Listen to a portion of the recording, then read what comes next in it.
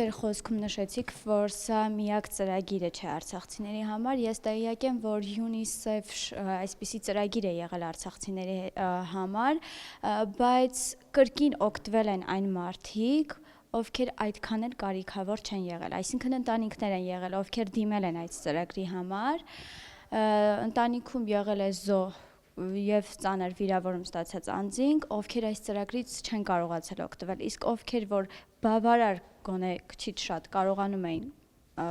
հոգալ իրենց կարիքները, օգտվել են։ Ուրեմն ծրագրից օգտվելու համար, այո, համապատասխան հարցաշարեր եղել են, պարտադիր հարցաշարը լրացված է ընտանիքի համար։ Եղել է սահմանաչափ, այդ սահմանաչափը դեկտեմբերին սպառվել է, հիմա մենք նայում ենք ծրագիրը շարունակելու հարցը։ Կխնդրեմ ձեզ ուղղակի այն ում դուք հիմա մատնանշեցիք եւ ովքեր կան, որ դրա կարիքը ունեն, որ չեն օգտվել, ուղղակի տվյալը փոխանցեք ինձ։ Բազմաթիվ ահազանգեր են եղել այս ծրագրի հետ կապված, ովքեր որ բողոքել են, որ ինչու ես դիմել եմ, ես ավելի կարիքավոր լինելով ինձ չեն տվել, իսկ այն ով որ այդքան էլ կարիքավոր չի եղել, տրվել է։ Այսինքն գալիս ենք այն մտքին, որ կրկին սոցհարցումը թերի է կատարվել։ Ցանկացած ընտանիք, ցանկացած մարդ, որ ուզում է ինչ-որ մի բան լրացիչ, նույնիսկ եթե դրա կարիքը չունի, դա միանշանակ ասել է, այո, ես դրա կարիքն ունեմ։ Ուղղակի խնդրում եմ, ես այսպես ասեմ, այդ ձեր տված հարցի վերաբերյալ բողոքները գալիս են ինձ։ Եվ ես այդտեղ որևէ արտառոց բաներ չեմ տեսել, եղել են ընտանիքներ, այո, որ չեն օգտվել, միջնորդել ենք, օգտվել են, եղել են նաև, որ ասել ենք կներեք, այս պահին ծրագիրը դեռ կասեցված վիճակում է, սպասեք կշարունակենք։ Հարցը սրա մեջ է, էլի, նայեք, դուք ասում եք սոցհարցում։ Մեր անապահովության գնահատման տեսակետից էլ է նույն բանը, նայած ով որ ինչպիսի աչքերով է նայում, նույն ընտանիքին հնարավոր է տարբեր մարդիկ, մեկը ասի սա կարիքն ուներ, մյուսն ասի ինչու եք սրան տվել։ Եկեք թող մասնագետները զբաղվեն, ուղղակի ձեզ խնդրում եմ, փոխանցեք ինձ տվյալներ։ Այս ծրագիրը, որ նոր պետք է բացվի եւ արցախցիները պետք է դիմում գրեն, դիմում գրելու ձևը ինչպես պետք է դիմումը գրվի, կբացատրեք, կմանրամասնենք մի քիչ արցախցիների համար։ Մանրամասնեմ, նախ ի սկզբանե ասեմ, սա մուտք են գործելու համապատասխան հարթակ։ Ովքեր խնդիրներ ունեն,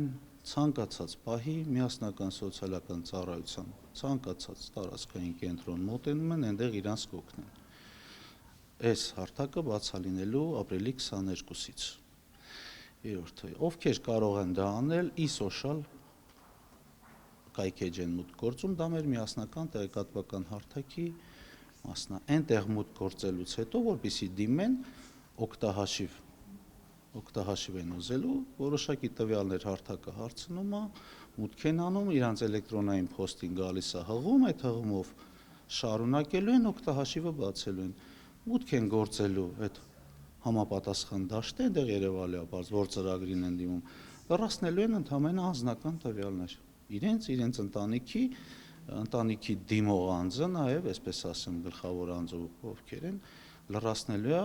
նաև իր հաշվի համարը, վճարային քարտին կցված հաշվի համար, այսինքն այն քարտի վրայի թվերը։ Չեք կարծում, որ կլինեն արցախցիներ, ովքեր փոքր բիզնեսներ կունենան եւ այս ծրագրից օգտվելու նպատակով ստվերային մաս կանցնեն, այսպես ասած, կամ այդ փոքր բիզնեսը ուրիշի անունով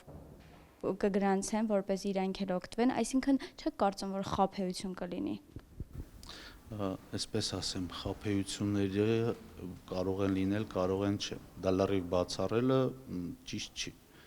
Դուք հիմա տալիս եք ընդհանուր հարց, որը պետքա պետությունը հիմա էլ անում է, գործիքակազմեր ունի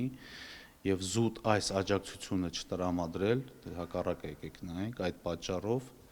դա ճիշտ չէ։ Եվ երկրորդ բանը,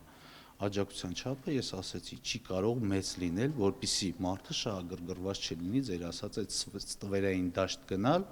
որպեսզի օգտվի այս աջակցությունից։ Կոնկրետ ձեր ասած դեպքում չեմ կարծում որևէ մեկը իր բացած բիզնեսը փոխելու է այլ անձի անունով, որպեսզի օգտվի այս աջակցությունից։ Ես ուղղակի սա բացառում եմ։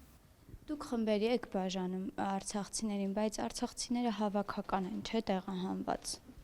Հա, ես բան չասեցի այս տեսակետից։ Մենք խմբերի չենք բաժանում։ Մենք դնում ենք մեկ չափորոշիչ, որը բոլոր արցախցիների համար նույնն է։ Եթե բավարարում ես այս չափորոշիչին, օգտվում ես այս ծրագրից, չես բավարարում, չես օգտվում։